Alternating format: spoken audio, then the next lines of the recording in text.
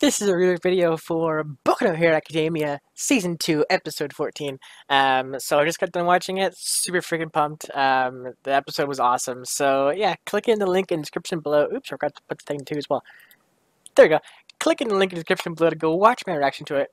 And then come back here to see my full review, thoughts, ideas, theories, all that kind of stuff after you watch the episode, whatever like that. So click away now or be spoiled as to what happened in this episode. So click away now.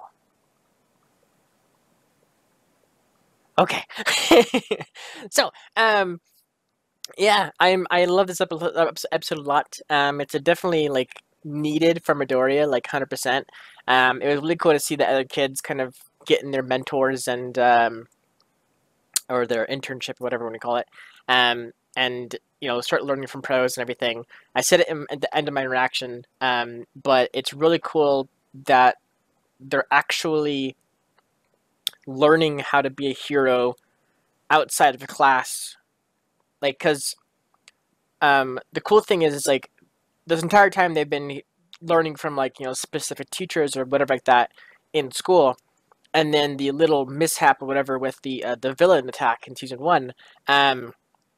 So the villain attack, they had a run-in with the villains, and they kind of saw a little bit about how to really fight him and everything, and they did fight him a little bit here and there, but not really much. But they got a taste of what it's like to be in a real fight. So they have a little bit of experience with that, but mostly what I'm saying is they are learning from specific teachers every day, all day, whatever thing, whatever, learning from a specific hero from the academy. So this internship is really good for them because it's kind of like a second eye, or like that, or like how they became heroes kind of thing. So they're learning from other people that are unbiased about like whatever, like being in the classroom with one teacher every day, like all day, whatever. You tend to kind of be numb to a lot of their stuff, and you tend to sometimes, if regardless of the situation, you tend to kind of either overlook, or sometimes, depending on the person, you could definitely be hyper aware of the teacher like that, and you like I said, you can kind of be numb to a lot of things with teachers given time, if you're over and over and over again kind of thing.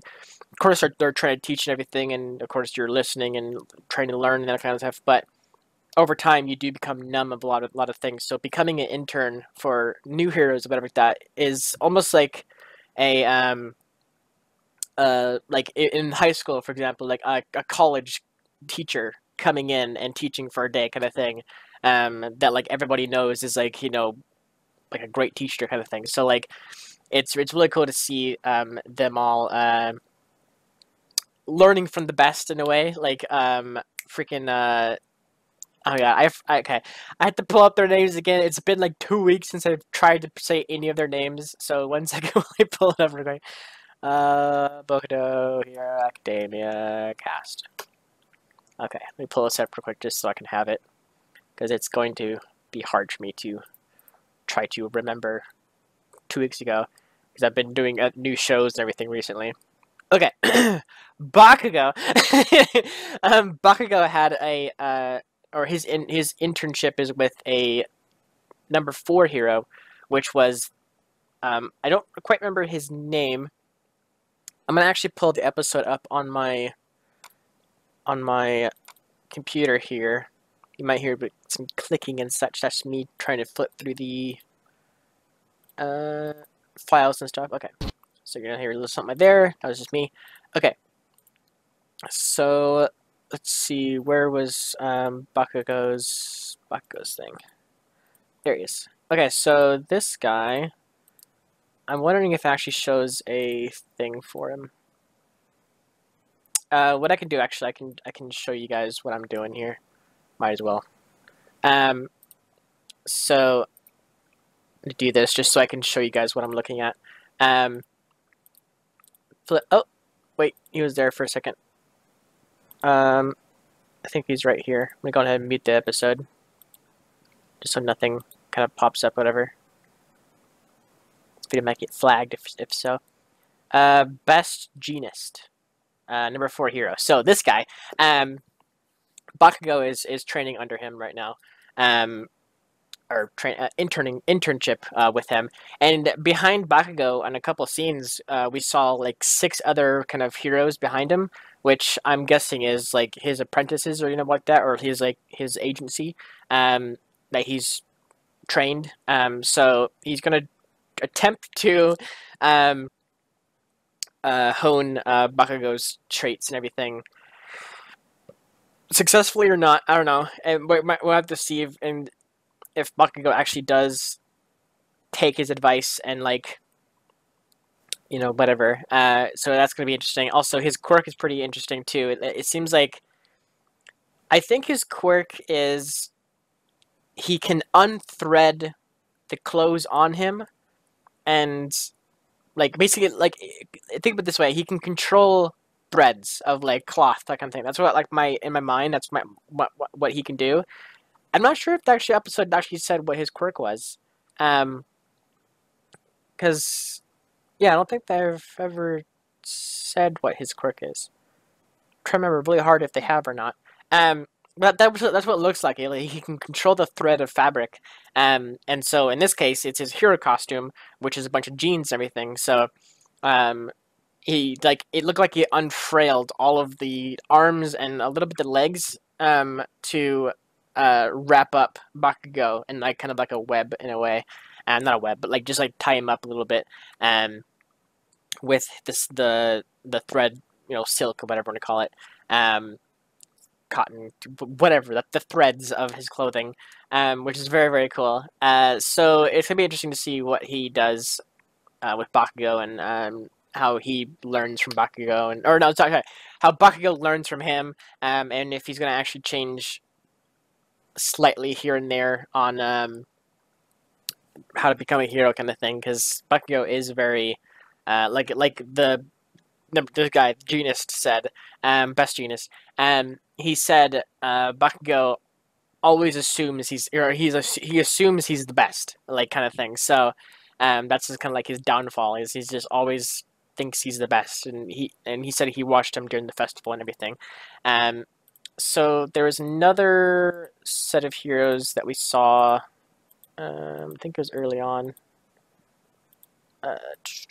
This old guy is awesome. I like him a lot. Oops, that's credit stuff. Luckily I didn't see anything. Okay, where's the freaking bits where it shows the yeah, so this guy, Manual. Yeah. So he doesn't say like what rank he is, but I guess they won't show every hero's rank, just like the special top 10 guys or top 5, whatever it is.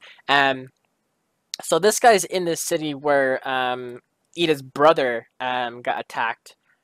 So he's like on like a revenge streak or whatever you want to say, how to say it kind of thing. So he's trying to hunt down the guy that hurt his brother secretly kind of thing. And I think that's going to be very bad for him in the long run. I think in some case maybe all the kids might kind of get done with their internship and then somehow get together or something at some point to fight off the villain. Oh gosh, what was his name again?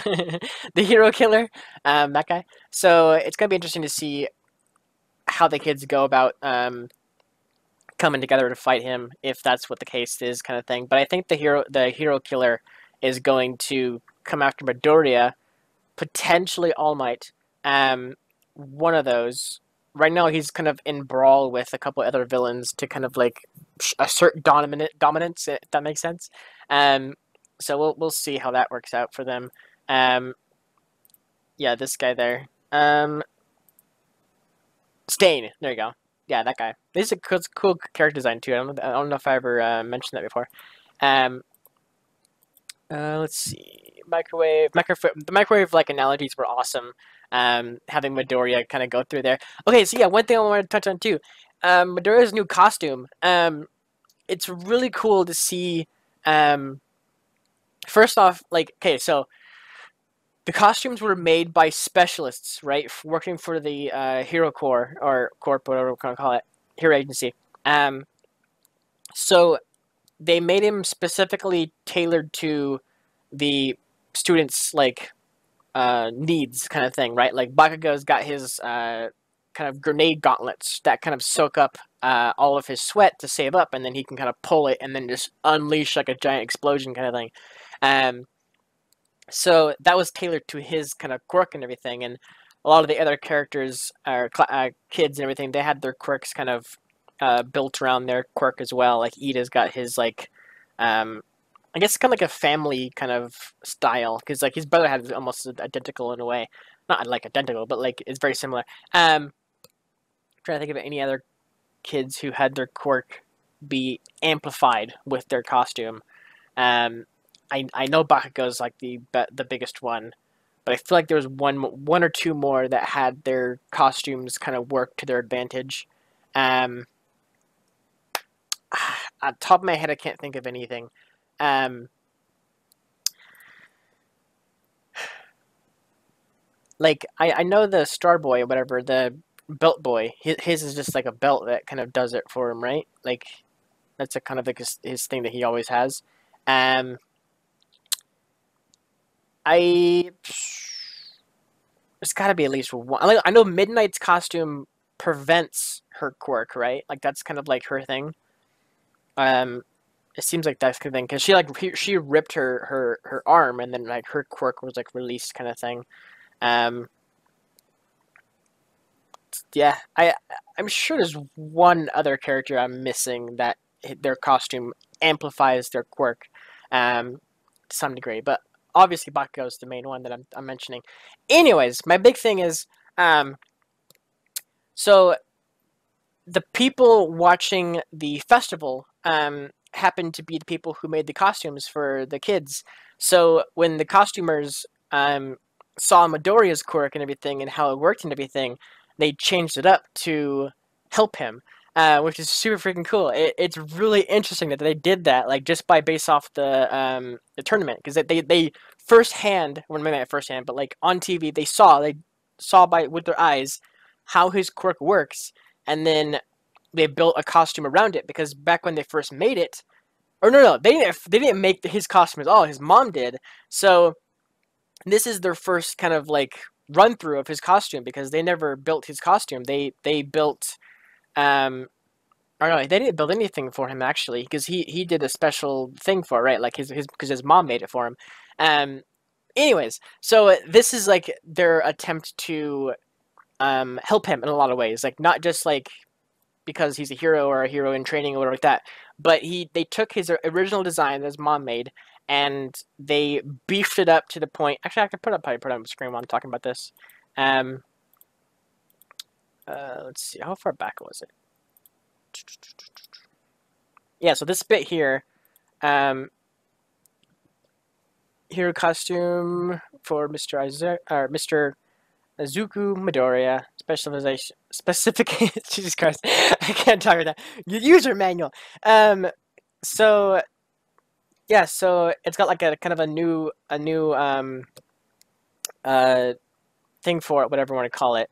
Like it's kind of like a gas mask. Maybe it's, I don't know. It's just like a mask, a new kind of mask. But the gloves are thicker now. And when he used his quirk, the gloves actually like glowed, which is really really cool. So it's definitely tailored to him, right? Like it's. I feel like the gloves are somehow special in some way. And I'm wondering if they're going to ever touch on it or explain how his costume's better for him, because there's no way that they have a scene of him reading the note saying, you know, we made a costume for you, like, or we beefed up your costume, whatever it is, made it a little better, and then never hear from the costumer again. I would definitely love to see either Midoriya find out what the costume does, or you know, what like that, just to kind of help him along. Also, I guess one big thing, a big noticeable thing with his costume is his costume didn't rip. When every time he always used his quirk, you know, one for all, his clothes would be like ripped apart and like just like like shredded kind of thing while he's using it kind of thing. So that's one big thing that this costume is not doing is it's not ripping, which is really really cool. So yeah, I would love to see what his hands, specifically his hands, but other than that, just like the thread, like you know, the whole costume itself, like his legs and body and all of that, um, like what it's made out of, and if it's actually like special kind of thing. If it's not special, then he'll rip it once he goes like full power on somebody. Um, but I feel like in some degree, the costumers took all of his power into account, and they made a costume designed specifically for his quirk. Because like I said, they never made one for him. He made his or he brought his specifically like custom kind of thing. So they never had a chance on like making a costume for him. So when his mom made one and then whatever. So super freaking cool. I can't wait to see what happens. I love the idea that they actually did that without his consent because otherwise he would just be ripping up his costume constantly with his quirk and everything. So I'm in a way I'm super glad that they did it off camera, whatever, and gave him a new costume. I think it's a really cool idea. But yeah, this old man, he's a trainer for All Might. He helped train All Might and everything. We had a little scene of him beating up All Might and everything like that. I guess All Might had like a body built for One for All, um, going into it. Now he doesn't, kind of thing. His off power, whatever. Um, but it was cool to see Gramps uh, in his prime. You know, like just like freaking fit as heck and just like beating up All Might basically. Um, but yeah, he's a great teacher, freaking great teacher. I loved his teaching. I loved his like style of teaching and everything like that. He's really really cool. I loved how he kind of played this senile old man kind of thing. Um, I bet just kind of like a offhandedly kind of thing, just to kind of screw with Midoriya, but also sort of like test the waters, maybe kind of thing like that. Like just kind of mess with him, kind of goof around a little bit, to kind of gain some more knowledge on what Midoriya is thinking at the time. Um, so yeah, I think that's really cool.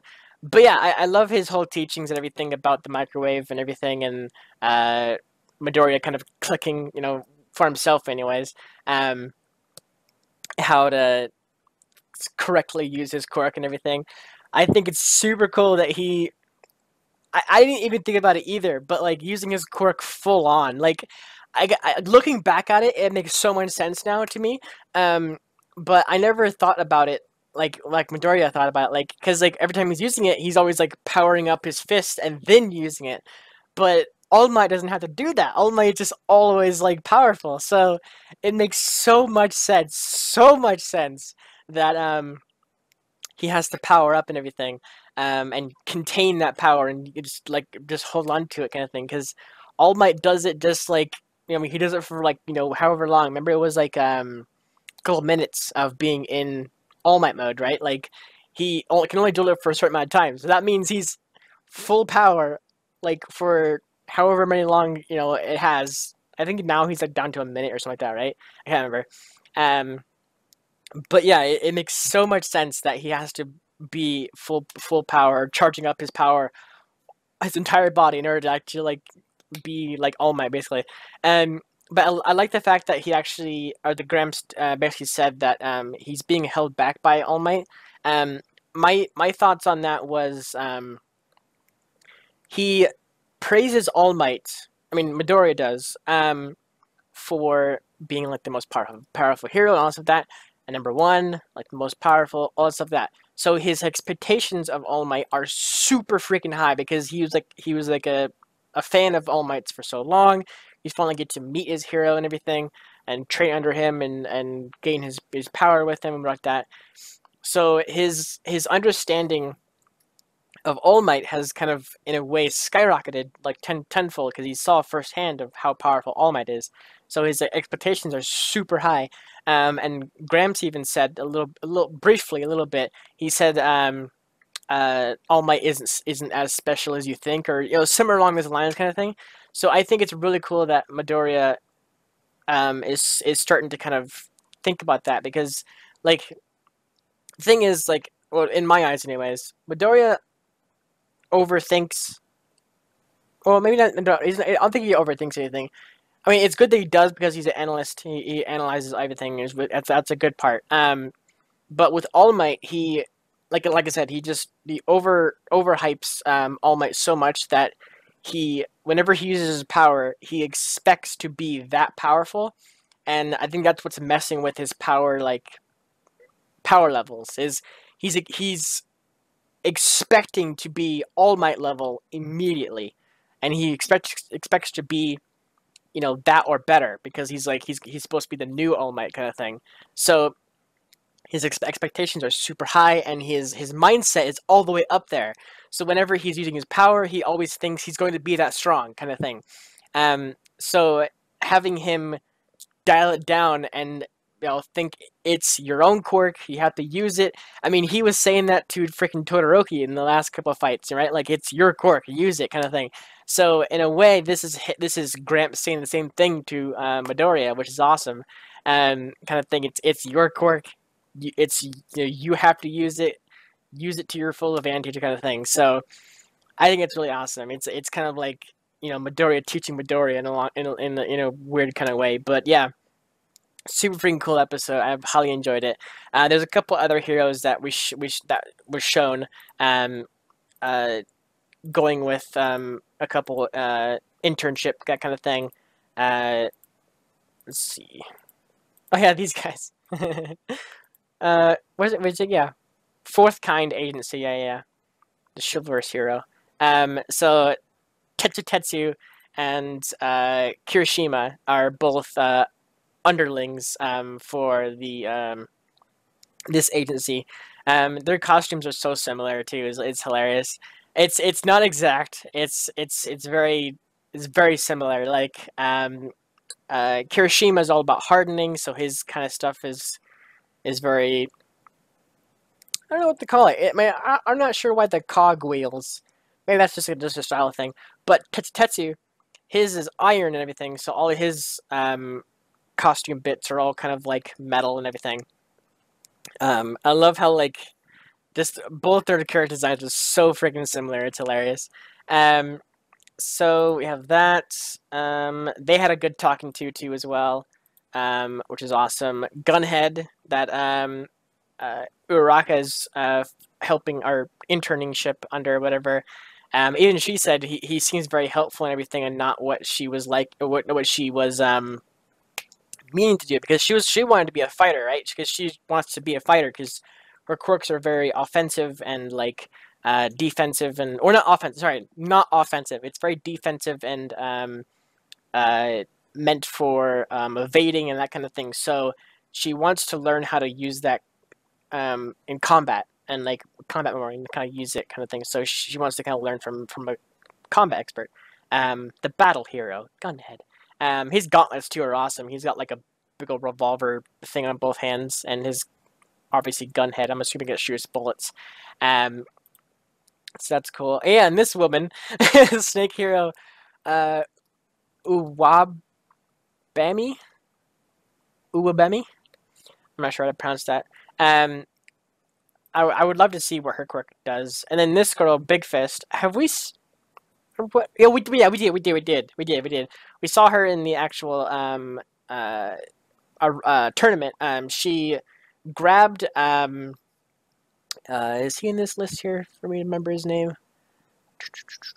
Yeah, he grabbed Monoma. The one guy that. Oh, did he grab Monoma? I think he did. Pretty sure he did. During the scavenger hunt, she grabbed Monoma with a big kind of huge fist and carried him around kind of thing with her fist kind of thing. But Momo is with her with this girl kind of thing. So it's cool to see Momo again and how she's getting along. Freaking this is hilarious too. Freaking Mineta. I gotta learn their hero names because they all kind of came up with their all hero names and everything. So I should definitely call them by their hero names because I think that's a lot better way to memorize all their stuff. But yeah, it's so funny that he goes to her, and she's this kind of not slob, but she's just kind of like this, pretty princess, kind of like, do everything for me kind of mindset. Um, like we saw that with the tournament. Like she was just watching TV while she was supposed to be on guard duty.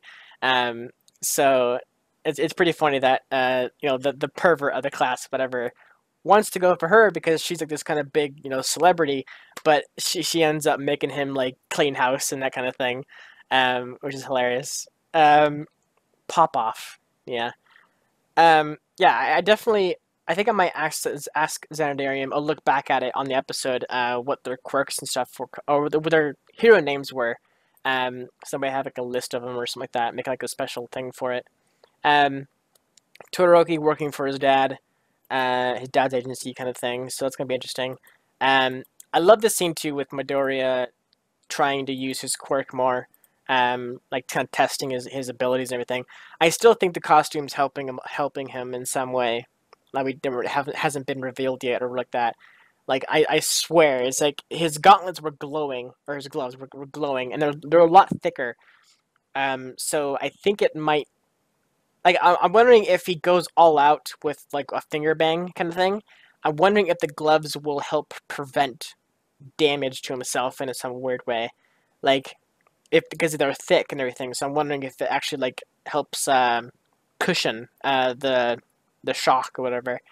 But yeah, it's gonna be really interesting to see. Also, was his no, his headpiece is the same. Okay, some guys honking outside. I love the scene here too, and he's like, it's kind of like the Spider-Man. Reminds me a lot of the Spider-Man scene where Spider-Man's trying to use his like or oh gosh, was the first Spider-Man? I'm pretty sure it was the first Spider-Man movie. When Peter's trying to use his wall climbing like technique and stuff like that, and he keeps falling down and smashing into stuff and trying to get all special with it and everything that jumping from rooftop to rooftop, that kind of thing. So that reminds me of this scene a lot. Or this scene reminds me of that a lot, I should say. But I thought it would have been funny if these two citizens call a hero in because there's a crazy guy in the alleyway trying to like jump around everywhere for some weird reason kind of thing. I would love to see that actually like pop out or pop up kind of thing. Oh yeah, there's the old man as like in his prime kind of thing. And yeah, freaking All Might is looking a little bit but beefier than like his current state anyway. It's definitely beefier. But he's definitely not in All Might mode. So it'll be interesting to see if we ever get to see if he's like just like a switch, he's in All Might mode, or is he just like I don't know. It's because like whenever All Might goes into All Might mode or One for All mode, whatever you want to call it, his body always gets bigger and like kind of beefy and stronger in a way. So I wonder if that was like a gradual thing, like that kind of beefiness and One for All, or is that just One for All being like powered through himself kind of thing once he got full control over it? I don't know. I'm wondering if basically I'm wondering if Midoriya at some point is going to get to that point where he's going to just like super freaking buff and just everything like that. So I don't know. Also, I love the fact that also Midoriya's quirk for One for All is kind of different than All Might because like whenever Midoriya uses it, it's like kind of like the red kind of streaks like shooting through his like veins almost like all through his body, wherever it's being used at basically. And we saw a little bit of him. Actually, it's right around here actually when he starts to power up. Hiccup, sorry.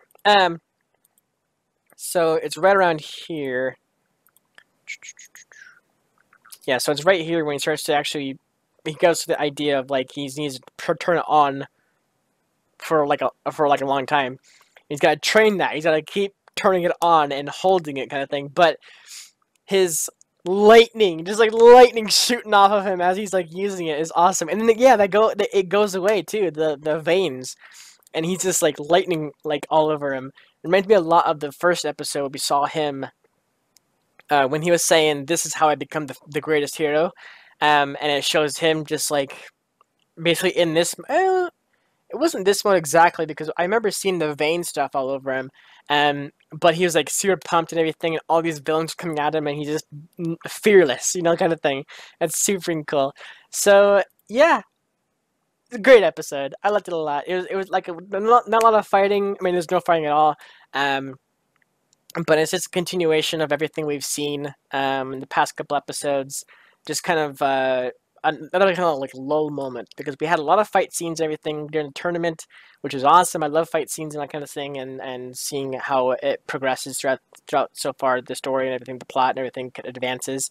And I definitely 100% think we're going to get a scene with the villains popping up again by the end of this season, doing something, right? It's either the hero killer, either him showing up again to attack Midoriya or All Might, or it's going to be the hand guy, the hand villain, showing up again to do something, right? Like, the villains are going to do something. Something's going to happen with villains near the end of the season, and we're on episode 14, so yeah. That's going to be it for this episode.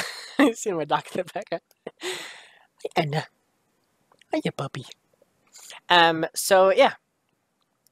Love this episode a lot. It was really good. Had a lot of fun with it.